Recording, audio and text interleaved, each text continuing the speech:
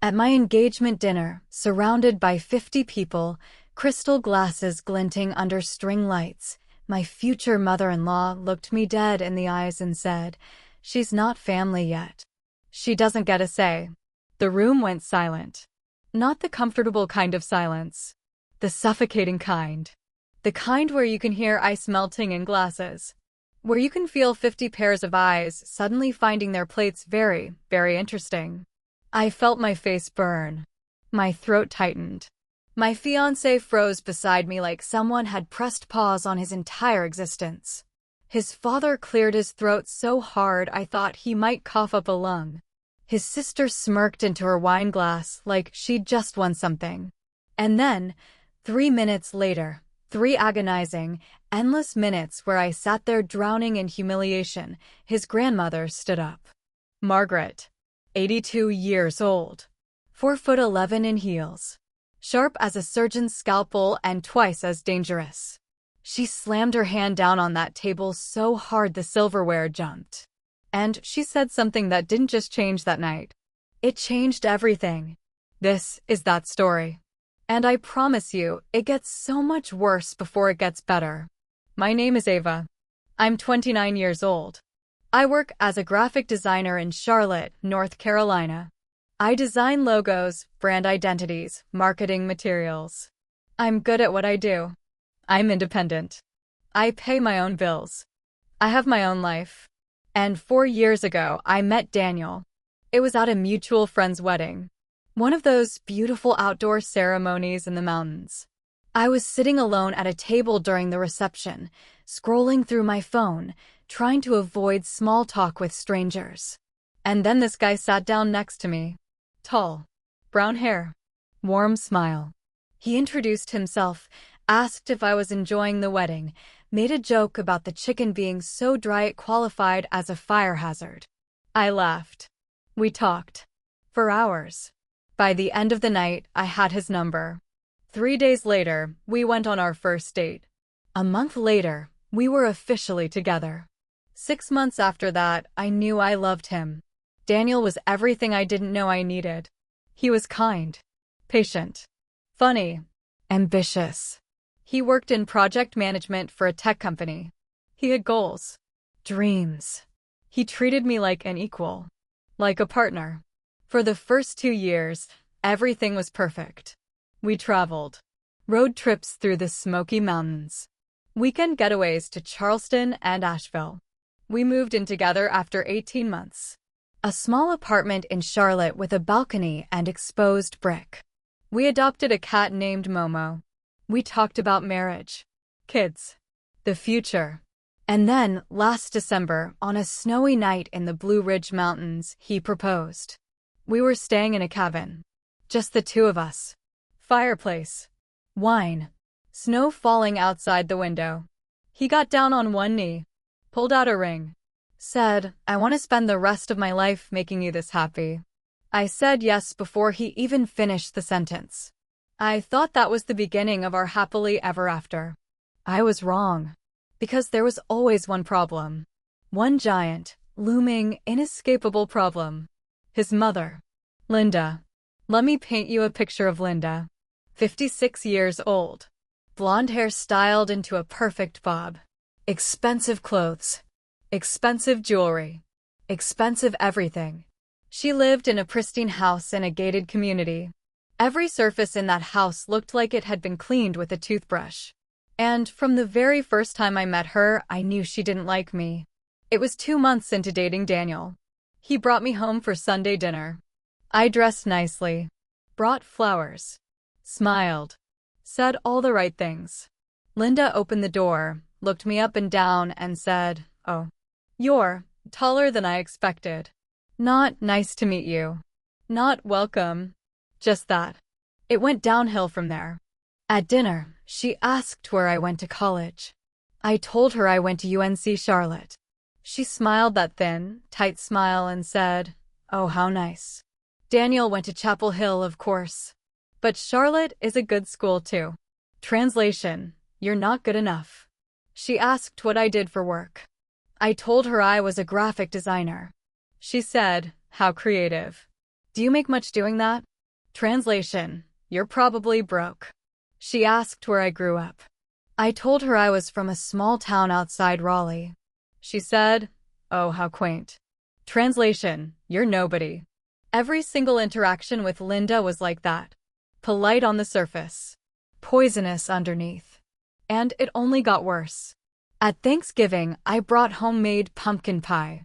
She cut into it, took one bite, and said, "Oh, how rustic. I usually get mine from the French bakery downtown, but this is charming." At Christmas, I gave her a beautiful scarf I'd spent hours picking out. She opened it, smiled, and said, "How thoughtful. I'll save it for casual occasions." She never wore it. At Daniel's birthday dinner, she spent 20 minutes talking about his ex-girlfriend. Rachel was so driven. She worked in finance, made 6 figures by 27.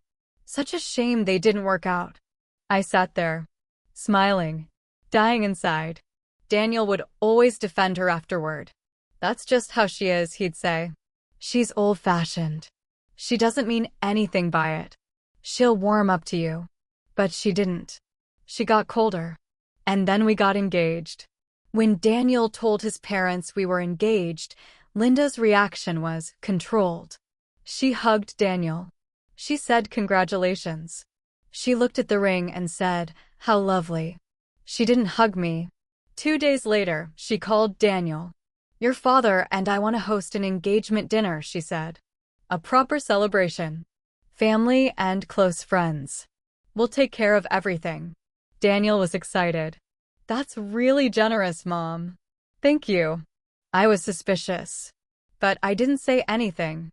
I wanted to give her the benefit of the doubt. Maybe this was her way of welcoming me into the family. Maybe things would finally change. I was so naive. Over the next 2 weeks, Linda planned the entire event. She chose the date, the menu, the flowers, the guest list. I wasn't consulted once. When I tried to suggest adding a few of my friends, she said, "Oh, sweetheart, this is a family event. We want to keep it intimate." Intimate. She invited 50 people. None of them were my friends. A handful were my family, my parents, my younger brother, but that was it. Everyone else was Daniel's extended family, his parents' friends, his mother's book club, his father's golf buddies. I felt like a prop. When I mentioned this to Daniel, he sighed. "I know she's being controlling," he said. "But she's excited. This is important to her. Can we just let her have this one thing? It's one night." I wanted to scream. But I didn't. I swallowed it. I smiled. I said okay. Because I loved him. And I thought, naively, that after the engagement dinner, after the wedding, things would get better. I thought she'd finally accept me. I thought wrong. The night of the engagement dinner arrived. It was a warm Saturday evening in May. Linda's backyard had been transformed. Long tables draped in white linen. String lights overhead. Floral centerpieces. A catering team in black uniforms. A bartender mixing cocktails. It looked like something out of a magazine. I wore a cream-colored dress. Simple. Elegant. I'd spent an hour on my hair and makeup. I wanted to look perfect. I wanted to prove to Linda and everyone else that I belonged. When we arrived, Linda greeted us at the door. She hugged Daniel, kissed his cheek, told him how handsome he looked. Then she turned to me. "Ava," she said. "Not a hug, not a kiss. Just my name. You look nice. Nice. Not beautiful. Not stunning. Nice." Like I was a coworker at a retirement party. She ushered us inside. Introduced us to people. Or rather, introduced Daniel. I was just there. The accessory. "This is my son, Daniel, and his fiancé." Not Ava. Never Ava. Just his fiancé. I smiled. I shook hands. I made small talk. I complimented people's outfits. I laughed at jokes I didn't find funny. And the whole time, I felt like I was performing. Like I was auditioning for a role I'd never get. Dinner was served outside under the string lights. We were seated at a long table. Daniel sat to my right. His father, Robert, sat at one end. His grandmother, Margaret, sat at the other. Margaret. She was the only person in that family I genuinely liked. 82 years old. Tiny. Sharp-witted.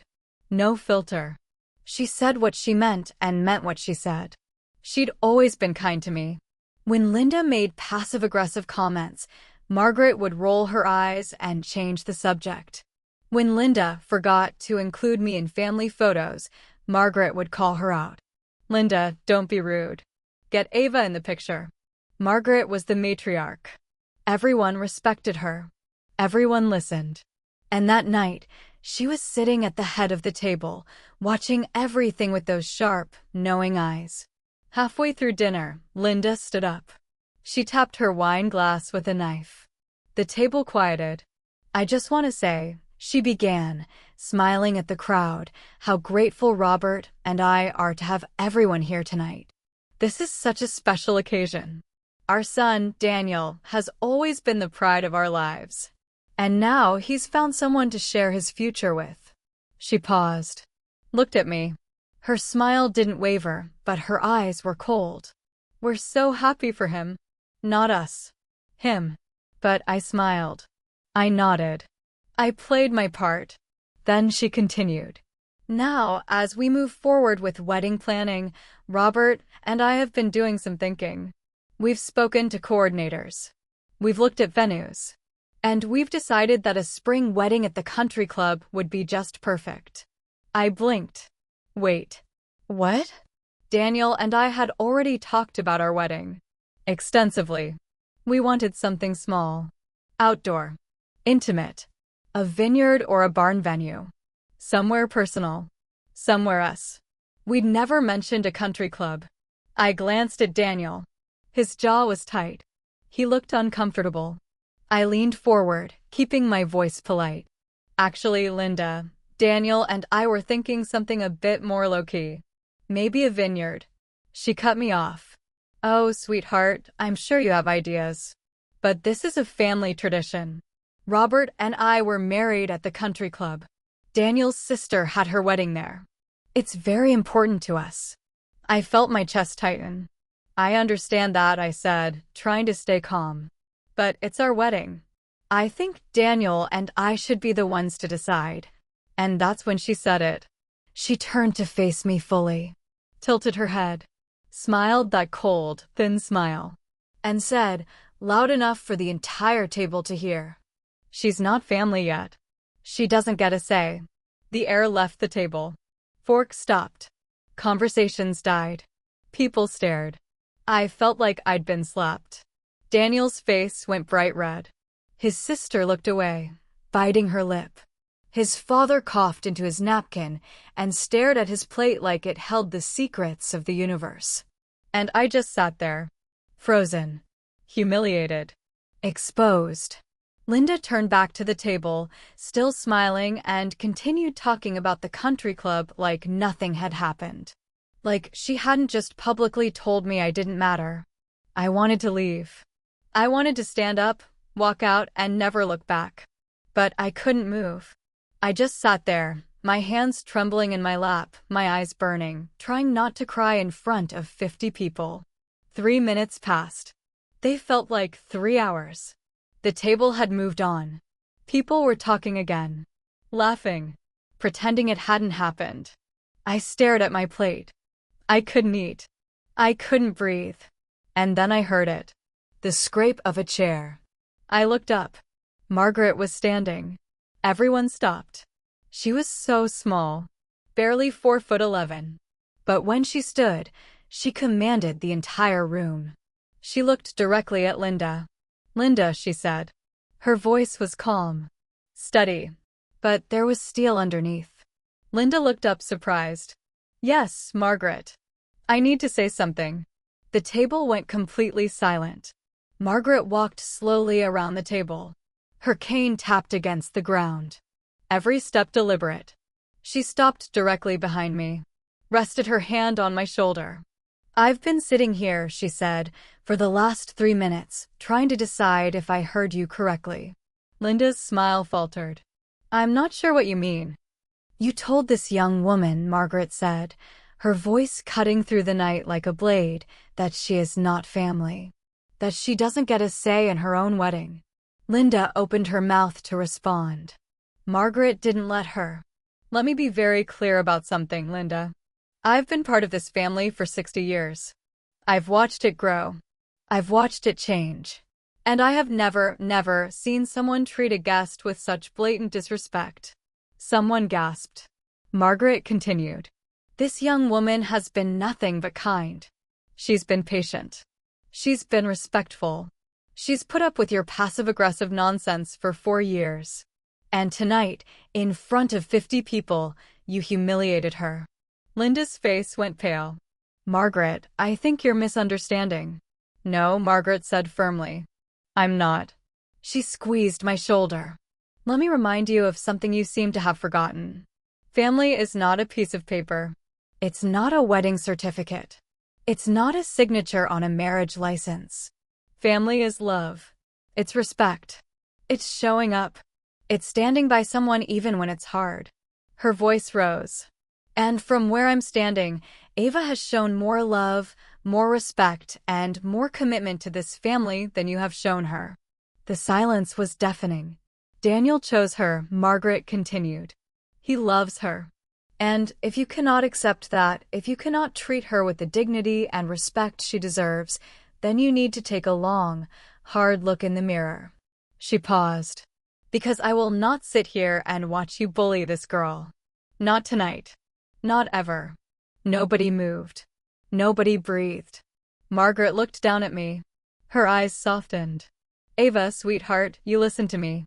You plan your wedding however you want. You choose the venue. You choose the flowers. You choose the music. And if anyone in this family has a problem with that, they can take it up with me.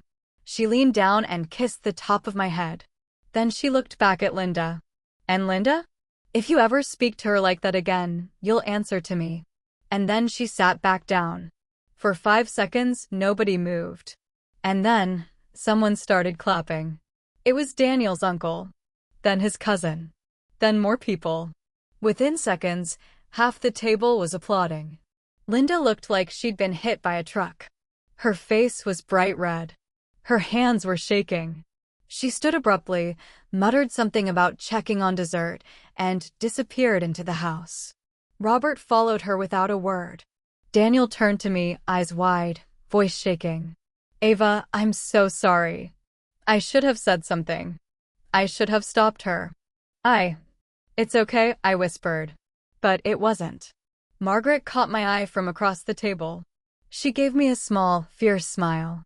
And I realized something. I'd been waiting for Daniel to defend me. But Margaret had done it instead. The next morning, Daniel and I had the fight we should have had years ago. We sat on the couch in our apartment. Momo curled up between us. Coffee going cold on the table. I'm sorry, Daniel said for the 10th time. I'm so sorry. Sorry isn't enough, I said. He looked at me shocked. Your mother has been disrespecting me for 4 years, I continued. And you've let her. You've made excuses. You've told me to be patient. You've asked me to keep the peace. I know. And last night, in front of 50 people, she told me I don't matter. And you said nothing. I froze. Your grandmother didn't freeze, I said. She stood up. She defended me. She did what you should have done. Daniel's eyes filled with tears. You're right, he said. You're absolutely right.